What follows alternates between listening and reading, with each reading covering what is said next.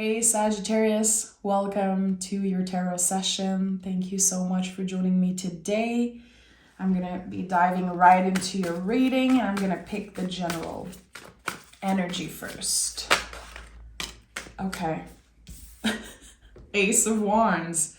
So this is no joke, Sag. This is the biggest yes in the tarot. It's the green light. So you're entering something. You're entering a new season, really. Here in Quebec, spring is coming. I feel like we are in spring, but there's still like snow coming tomorrow and there are still like weird things happening. But we're very much in a spring season, and it's, I think, for the collective, regardless of where you live in the world, there is this change happening internally here. You're entering a new season, and it feels like you can trust that the energies are moving, are supportive. You're not going to have to fight as much as you once did. Because the Ace of Wands is a tree. It's not a cup, a pentacle, or a sword. It's a living thing. So this is the entry point. This is the entry point of new feelings, the entry point of new miracles. Like, a lot is about to happen, but it's just the beginning for you. And I felt this for so long for Sagittarius. I really believe that it's the end of a dark era for you. An era that was very challenging and very deep, like multi-layered stuff. And you make it look easy. That's the thing with Sag. I feel like you make everything look easy, but you have this very mysterious side of you. Like who you are when no one is watching. There's something so mysterious and so beautiful there. I wish I knew. I wish I had a little peek, like who you are when nobody's watching. Okay, so the Ace of Wands is the entry point for miracles, for more transformation, more changes. And it's a good thing. This is, in my opinion, the most, dare I say, positive card in the tarot. I don't believe in good or bad card, but the aces are their own thing. And we have the High Priestess. So you are in a receptive state here. It makes sense that this card is coming up after I was talking about seasons, because this is really honoring our sacred rhythm. Honoring and flowing like with the rhythm of the universe. So you're accepting that it's the end of something and you're opening to whatever newness wants to find you. I think this is complete surrendering, radical acceptance to, what was, what happened, and what could be. The High Priestess is, of course, highly intuitive, but, she's holding the mysteries of the universe in her hands. Again, there's something very special about your energy here. I think there's something here with this question, like, who are you when no one's watching? What are your magical practices? Do you pray? Do you journal? Do you meditate? Do you connect with nature? And I feel like I'm hearing all of you say, yes, yes, yes, yes. This is it. You have opened yourself to the beauty of the universe. The lenses through you see the world. It's like now you're putting on the Sagittarius lenses. It's very, very specific to you, what I'm sensing. Tell me more about this. Seven of Wands. You want to protect this at all cost. Yeah. There's still a little bit of fear. There's still a little bit of residual energies from whatever you have been through in the past 5, 6, 7 years, how you've had to fight to find peace. I think that not everyone was on your side and not everyone was rooting for you or fighting for you to get better and to move through this darker period. So you have reconnected with parts of yourself that were hidden. You have, again, made peace with the past, it seems like, because with the Justice card, it's like everyone wins. I don't want to hurt someone back. I don't care. I don't have the energy to do that. But there is still, again, the residual energy. And you are unlearning something right now. Unlearning all of those mechanism, like defense mechanism of you having to fight for people to hear you. You having to fight urges and maybe other people's energy. I think it's time that you fully surrender, but don't be too hard on yourself when you are coming face to face with like the darkest parts of yourself and those old memories and responding in a way that is very confronting. It's like sometimes our wounded self is going to respond. So the High Priestess is inviting us to pause. It's inviting us to literally be. This is the whole thing about the High Priestess. I feel like people are always trying to understand her more. That's the thing. You're not supposed to understand anything about her. You cannot intellectualize or rationalize the High Priestess energy. She is about being. When I pick this card for myself in my personal practice, because I pick cards daily and I really try to live the tarot. This is like my soul's mission in some way. When I pick the High Priestess, I know I have to just be. It's literally about my breath, about being present, and about coming back into presence whenever my nervous system, again, is responding, is reacting. The Justice card, and notice how the Justice here is sitting in between pillars just like the High Priestess. So this defense mechanism that you have to rationalize something, to intellectualize it, to find the answer. What is the truth of this situation? Why? Why did this person treated me that way? Why did it happen to me? It requires a complete surrendering because you're never going to know exactly why someone treated you a certain way. You might not even know why you responded in a certain way.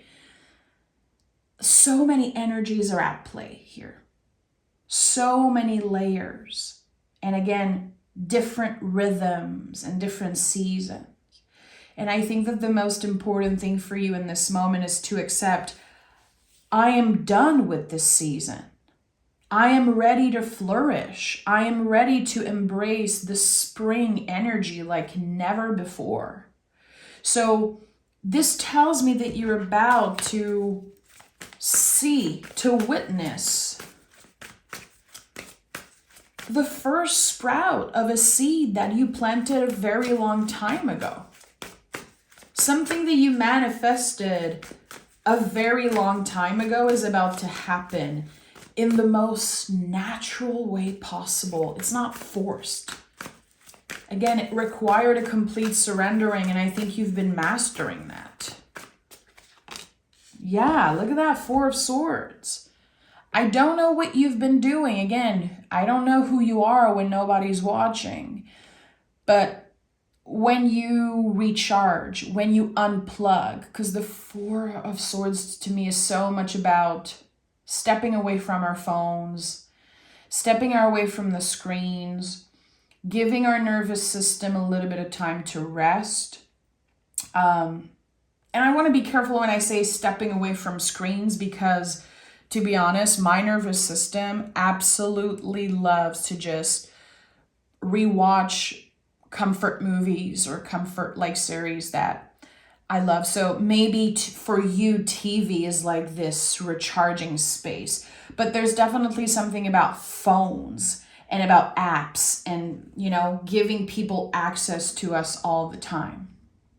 And Sagittarius, you respond. That's the thing. You're not just going to let someone wait on your response for like days and days. You are a very fast texter, and if people need you, you're there. And it might be hard sometimes to understand that other people have very strict boundaries in the way that they communicate. I think you're getting there. There's this understanding here of, I don't owe anyone a fast answer. I owe to myself some time to recharge. So this is fabulous. I'm so happy that the Four of Swords is here for you. Because yes, you have been, the way I'm getting this is like tricking your brain. You cracked the code for yourself. Because I think that the world got so loud at one point that you were like, let me just take a step back. Let me just move as far away as I can. Let me cut the people out. I think that there was probably this dramatic change that happened for you in the past few years. And now you're ready to come back to life again. And we have the Seven of Pentacles. So again, I really believe that seeds that you planted a while ago are finally coming to life. And the Seven of Pentacles reminds us that the day we plant the seed is not the day we eat the fruit. So there's a manifestation, there's a wish that, again, I think you made a few years ago. And it took so long for it to happen. At one point, you almost gave up. And I think it was probably you trying to protect yourself, saying, no, I don't want this anymore. I don't need to do this. I'm just going to do something else. I don't need this, whatever it is. And then you came back to it because there's something about reconnecting with an old wish, with an old manifestation. Again, you're entering a season of miracle and transformation. This is going to feel miraculous. So the 7, and you have 2 sevens already here. 7 is a reminder to come back to ourselves whenever we're looking outside of ourselves for validation and answers. We all do this, all humans. We're so used to, the validation and the quick fix and the instant gratification. It nourishes the nervous system for a quick second, but then we're left like, what? I hate that I did this. This is not what I want. I think that there's something here about the timing of everything that is just changing your perception around timing. So if you're at a point in your life where your narrative started to change, like, oh, I'm getting too old for this and that. Oh, this happened when I was younger, but it's just not meant for me now. There's something that's shifting here in your perception of time. It's not too late and you're not too old. And we have the 5 of Swords. Here are the intrusive thoughts. And those old beliefs were coming from someone else. Someone critiqued you so much and probably projected onto you so much that you at one point started believing their lies and their critique. So this could be literally about your caretakers or people that judged you when you were a kid. There are some very old beliefs and, again, judgments that stayed with you for a very long time. It almost became like the truth, like it felt so true. And that's, when you think about the perception that you have of yourself, your identity. Throughout our lives, our identity is created from all external things, other people's perception of us. You know, when someone tells you, oh, you're just that type of person, and you're like, what? Why do you say that? I'm not that way. This is not me. And people really believe it because it's their perception. It's not the truth. So your identity has been created with a million fragments from, everything that you heard about yourself. Even your perception of you in the mirror, which is proven that it's not literally the truth what we see in the mirror. Sometimes we distort reality in that way. Everyone has a different vision, a different way that they perceive reality. There's something here that's changing because 5 is a number of change. And again, I said this earlier, the lenses which through you see the world and yourself especially is changing. It's like your vision is readjusting in some way because you've been breaking up with the old beliefs. You don't need people to tell you how they perceive you and who you are. And I'm sure you've heard this before, and I used to say that all the time. I used to say, my best friend, Joanna, I used to say, oh, she knows me better than I know myself. If you want to know something about me, just ask my bestie, just ask Joanna.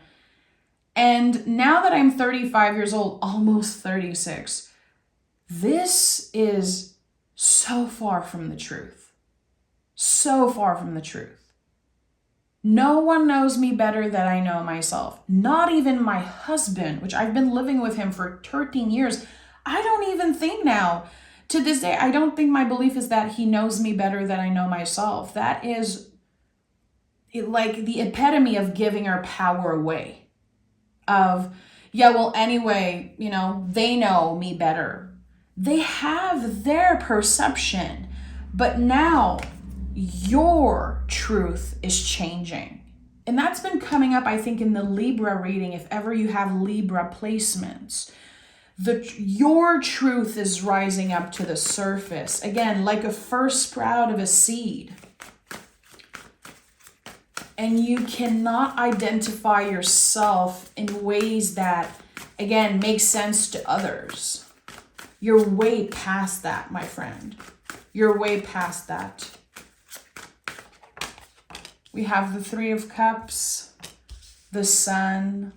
I was just about to say, you've been through a lot of challenging things, and now you're probably about to step into the Sun. Yeah, look at that. Look at this last row.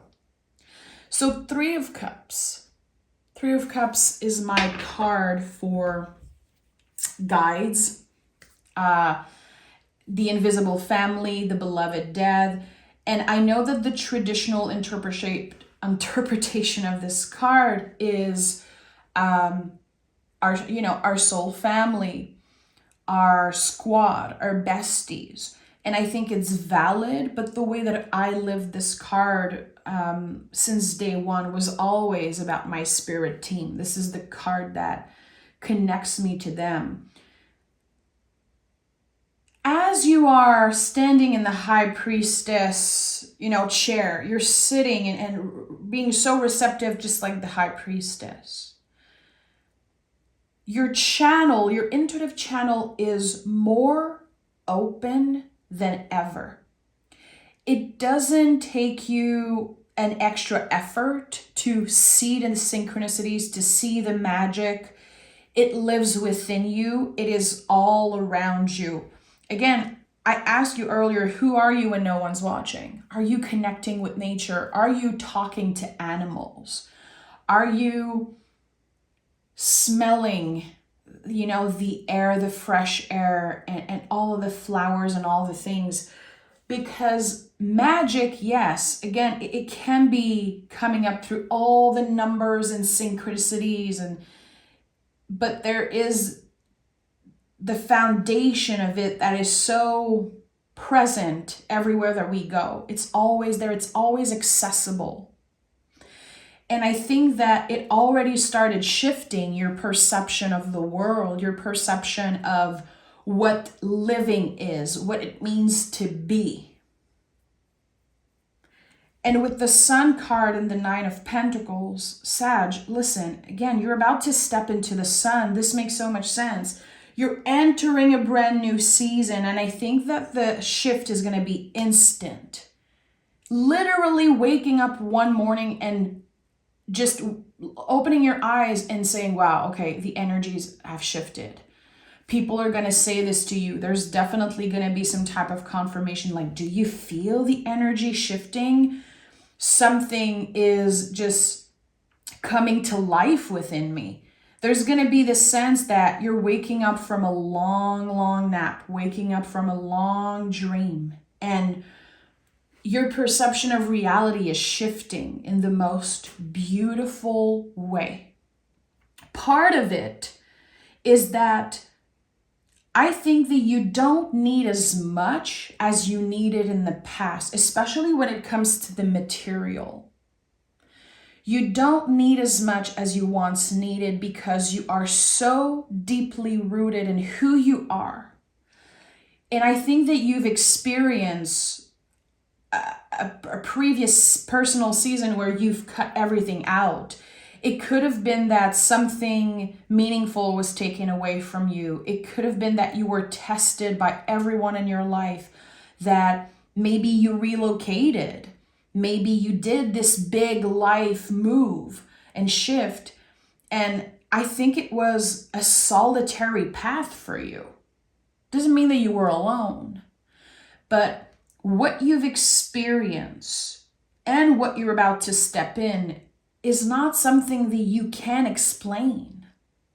It is a solitary path because it's you. It's about your vision, your perception. It's about your experience. And to not live life through the eyes of another person, through the judgment of another person, and definitely not living it from your past wounded self. Defense mechanisms are great. Like, there are some response sometimes, people that are very hypervigilant is the word that I want to say. And I believe that I am like a super hypervigilant person. I plan everything. I'm always ready. I'm very careful. And I think that a lot of my experience in this life is responding from a wounded place. And I've shared this before. It's like, I noticed in the past few years, that I was living my life in a way that it's like my inner kid, my inner child was always scared of being punished. And I'm 35 years old. And trust me, I didn't marry a man that would punish me in any way. It's like, it made no sense. And someone made me notice that at one point. Like, you're always rushing, like someone's going to be mad at you or someone's going to punish you for not doing everything perfectly. And that was a huge wake-up call. I believe that this part of us, because I know some of you are going to relate to this personal experience, I think that this part of us is not a part that we should suppress in any way. It's not like we need to completely let it go, but we need to understand that we are in control of our lives. That it's okay if the dishes are not done. It's okay if you're not always cleaning and doing everything perfectly. It's okay if sometimes you fall off your schedule. It's okay if you don't respond to a text. It's okay that you're not perfect. It's okay that you do mistakes, you make mistakes, and that you embrace the part of yourself that is messy. This is coming up very strongly, especially with the Nine of Pentacles, which is a Virgo card. And it's like, your life doesn't have to be so perfect and so clean. Let it be messy, because there are way more important things. And because you're the boss, Sag. You're the boss of you. No one's going to get mad at you or punish you if you don't do everything perfectly. And I think that this has been, again, some type of a response. Maybe for you, it's not exactly that, but I think you know. It could be that in relationship, when there's one red flag or when there's something that you're not so comfortable with, you're just going to cut this person out and build walls around yourself. And I think that there's a balance here that was found. Again, sometimes even if we ask all the right questions, we're never going to know why someone treated us a certain way.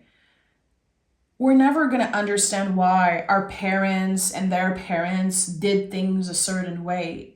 There's too many layers. There's the times, and there's their experience and their perception and their mind that work differently.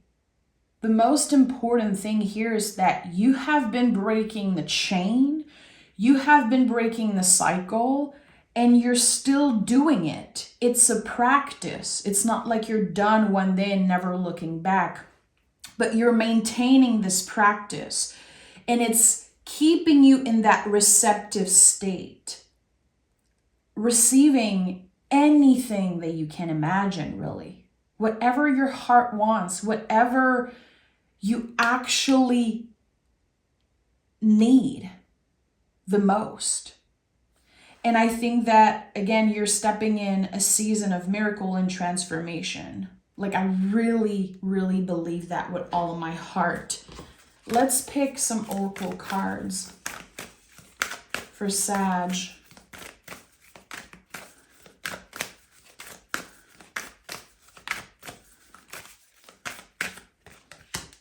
New moon, listen. Fresh start, new beginnings. This is it. Again, honoring the cycles of the moon, honoring the rhythms and the changes of season. And at the bottom of the deck, you have Ceres, love and mother yourself. So there has been something about the inner child. How you've been learning to reparent yourself. Maybe because there are certain things that your parents, your caretaker did that were very hurtful. They could be aware of it or not. Unfortunately, it's none of your business what their healing journey is. You know, for some people, their caretakers, their parents are not here anymore. Or they're here, but they're not even responsive or receptive, like they're not available to receive what you have to say. And for others, it could be, you know, things that happen at school with people that were in a position of authority. It's not always about our parents, you know. Some people have amazing parents, good for them. Good for you, that's the case. But we still absorb so much of our caretakers. And I think that with the Five of Swords, again, the sense that so much of your beliefs come from another person. And now you're able to focus on you, focus on your own paper, focus on your own magic, and rediscovering, what is my goal? What is my purpose? What is my truth? And so much is gonna come to life from that understanding, from that journey of self-discovery, and for, you know, the many, many transformations ahead for you. I'm sending so much love, Sag. Thank you for being here. Thank you for your magic, as always. And I'll talk to you guys next week, so make sure to stay tuned. Bye.